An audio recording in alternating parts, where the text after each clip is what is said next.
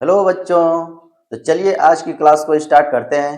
कल हम लोगों ने पढ़ा था रासायनिक अभिक्रियाओं के बारे में और उसमें बताए थे ऊष्माक्षेपी अभिक्रिया क्या होती है और ऊष्माशोषी अभिक्रिया क्या होती है। जो अभिकारक उत्पाद में बदलने के लिए ऊष्मा लेता है, ऊष्मा सोखता है, उसे कहते हैं ऊष्माशोषी अभिक्रिया। और जब भी अभिकारक उत्पाद में परिवर्तित होता है और उसके साथ ऊष्मा भी बाहर निकलता है तो कहेंगे ऊष्माक्षेपी अभिक्रिया। ऊष्माशोषी अभिक्रिया में ऊष्मा लगाना पड़ता है और ऊष्माक्षेपी अभिक्रिया में ऊष्मा बाहर निकलता है। जैसे में सरफ को हाथ में लेकर के अगर पानी में हाथ डालें तो हाथ में से टेम्परेचर यानी तापमान बाहर निकलता है, तो हाथ गर्म हो जाता है यानी उसमें से टेम्परेचर बाहर निकलता है, ऊष्माक्षेपी अभिक्रिया हो गया। जैसे चूने में पानी मिलाते हैं तो चूना जो है खौलने लगता है यानी उसमें से तापमान बाहर निकलने लगता है, यह ऊष्माक्षेपी अभिक्रिया। जैसे किसी भी चीज को जलाते हैं तो उसमें से ऊष्मा बाहर निकलता है तो उसे कहते हैं ऊष्माक्षेपी अभिक्रिया। जैसे हम लोग सांस लेते हैं, सांस लेने के बाद से हमारी कोशिकाओं में ग्लूकोज जाता है, ऑक्सीजन से अभिक्रिया करता है यानी ग्लूकोज का ऑक्सीकरण होता है और वह CO2 में H2O में टूट जाता है और ऊष्मा भी बाहर निकलता है। ऊष्मा को ऊर्जा कह सकते हैं, ऊर्जा बाहर निकलता है तो यह भी एक प्रकार का ऊष्माक्षेपी अभिक्रिया हुआ। यानी अभिकारक उत्पाद में जब बदलता है तो उसके अंदर से ऊष्मा बाहर निकल रहा है तो मतलब ऊष्माक्षेपी अभिक्रिया हुआ। और जब भी अभिक्रिया करवाने के लिए पहले ही ऊष्मा लगाना पड़े तब उसे कहेंगे ऊष्माशोषी अभिक्रिया। तो आज हम लोग पढ़ेंगे अभिक्रिया कितने प्रकार की होती हैं। सबसे पहले चलिए हेडी लिखते हैं, रासायनिक अभिक्रियाओं के प्रकार।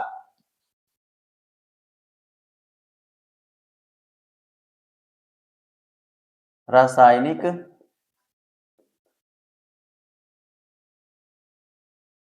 अभिक्रियाओं के प्रकार। रासायनिक अभिक्रियाएं निम्न प्रकार की होती हैं। रासायनिक अभिक्रियाएं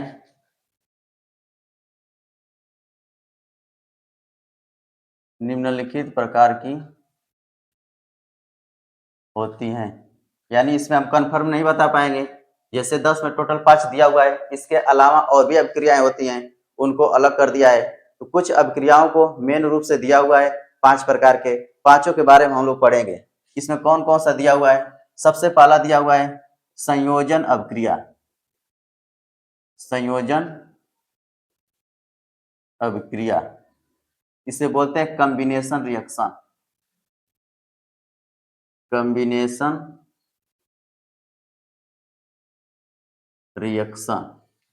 दूसरा दिया हुआ है वियोजन। वियोजन अभिक्रिया इसे बोल सकते हैं अपघटन अभिक्रिया। अपघटन का मतलब वियोग हो जाना, टूट जाना, अलग अलग हो जाना। अपघटन अभिक्रिया इसको बोलेंगे डीकम्पोजिशन। Decomposition reaction. और एक दिया हुआ है, अगला है तीसरा नंबर विस्थापन अभिक्रिया। विस्थापन अभिक्रिया इसे बोलेंगे डिस्प्लेसमेंट। Displacement reaction. इसके बाद से चौथा नंबर पे द्विविस्थापन अभिक्रिया। द्विविस्थापन अभिक्रिया इसे बोलेंगे double displacement reaction.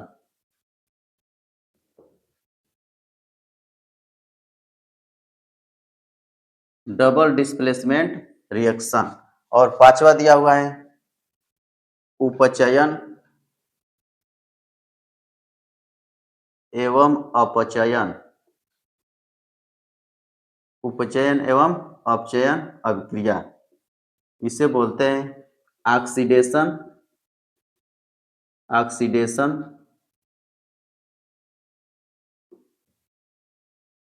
And reduction. Oxidation and reduction reaction. Oxidation and reduction reaction. यहाँ पे जो दिया हुआ है उपचयन, इसको ऑक्सीकरण भी बोलते हैं, ऑक्सीकरण। तो ध्यान रखेंगे, यहाँ पे जो उपचयन दिखाई दे रहा है इसको ऑक्सीडेशन बोलते हैं और अपचयन को रिडक्शन बोलते हैं। कुल 5 प्रकार की अभिक्रियाएं हम लोग पढ़ेंगे इसमें, और भी अभिक्रियाएं हैं। तो बस इसमें सबसे पहले मेन रूप से 5 अभिक्रियाएं दिया हुआ है।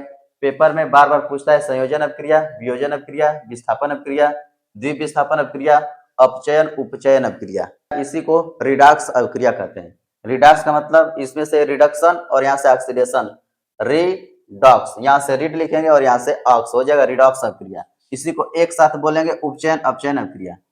तो चलिए एक एक करके पढ़ते हैं। सबसे पहला नंबर रेडी लिखते हैं, संयोजन अभिक्रिया किसे कहते हैं? तो सबसे पहला हेडिंग लिखते हैं संयोजन अभिक्रिया।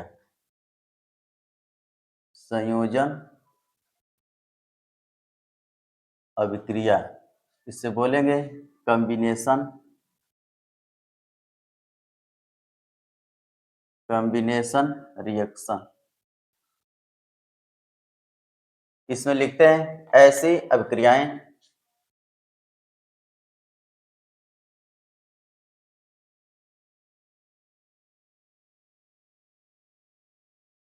जिसमें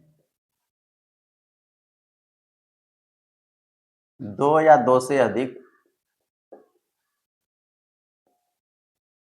अभिकारक मिलकर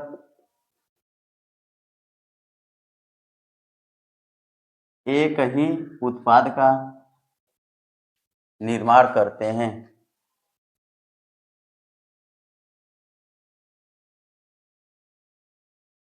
कहीं कहीं ऐसे लिखा होगा एक ही के स्थान पर एकल, एकल उत्पाद का निर्माण करते हैं। मतलब ऐसी अभिक्रियाएं जिसमें 2 या 2 से अधिक अभिकारक आपस में मिलते हो और सिंगल उत्पाद बनता हो। जैसे लिखते हैं A प्लस B, इसको मिलाने से C बदल गया।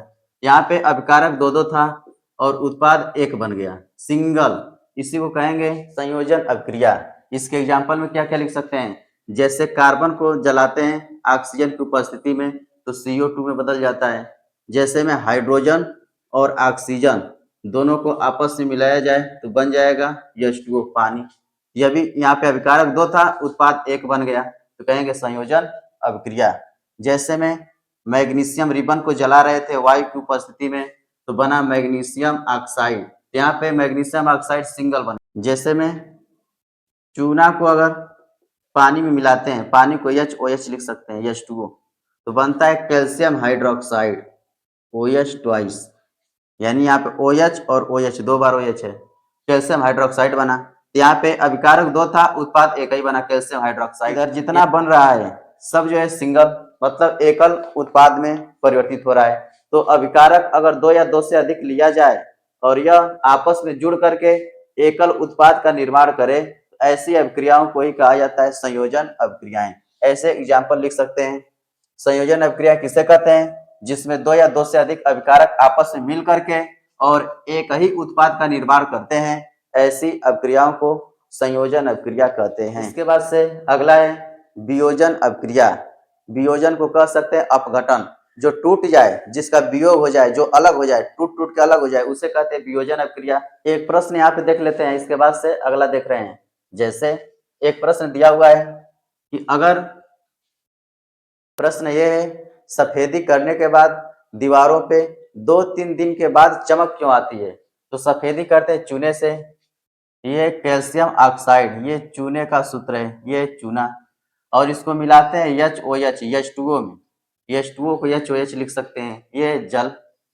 जब चूने को पानी में मिलाते हैं तो ये बनाता है कैल्शियम हाइड्रोक्साइड, एक OH एक OH, OH कितनी बार हुआ? 2 बार।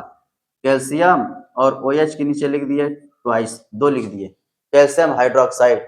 ये बना बुझा हुआ चूना, ये हो गया बुझा हुआ चूना।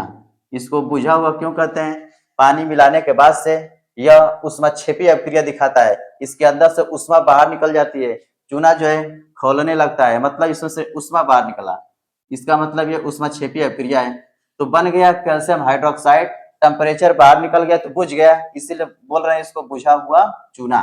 अब बुझे हुए चूने को दीवार पे जब पोत दिया जाता है, दीवार पे जब सफेदी कर दिया जाता है, तो जो कैल्शियम हाइड्रोक्साइड होता है यह वातावरण में जो CO2 है इसके साथ अभिक्रिया करता है।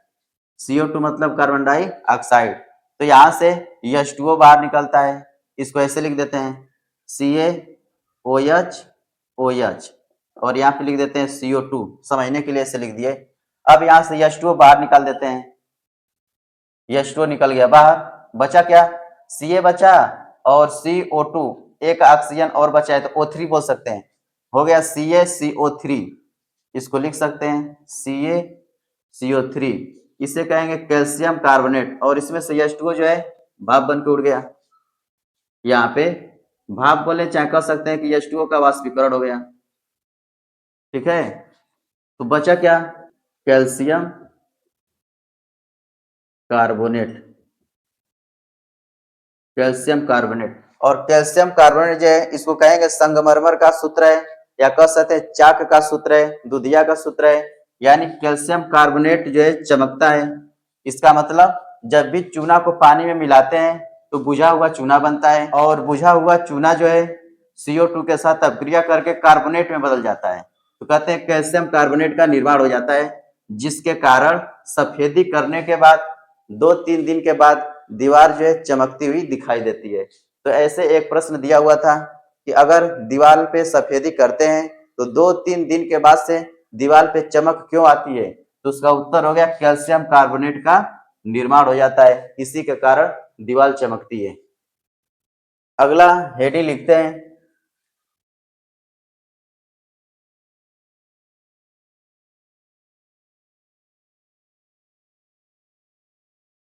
अगला हेडिंग है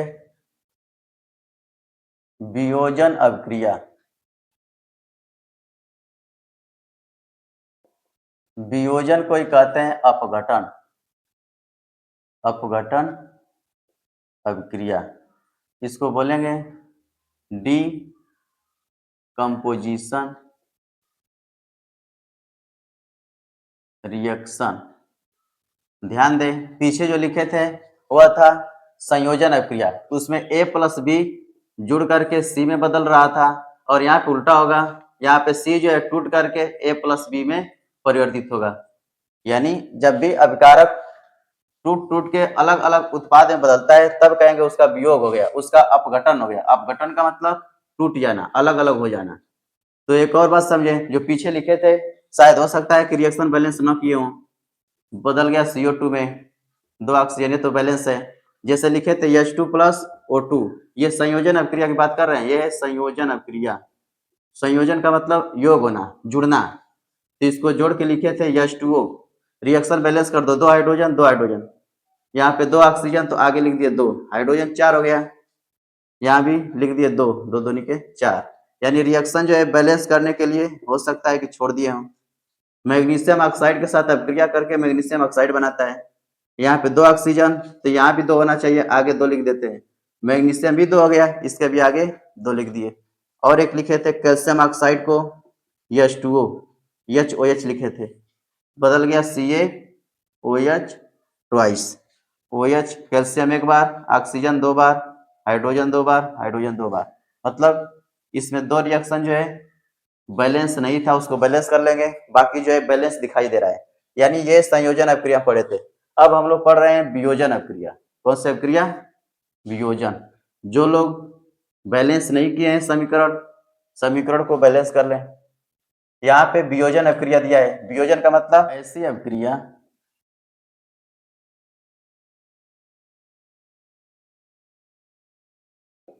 जिसमें एकल अभिकारक, एकल अभिकारक टूटकर 2 या 2 से अधिक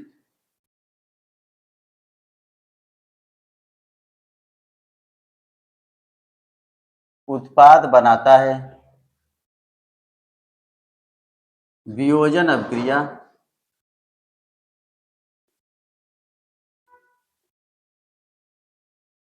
कहलाती है।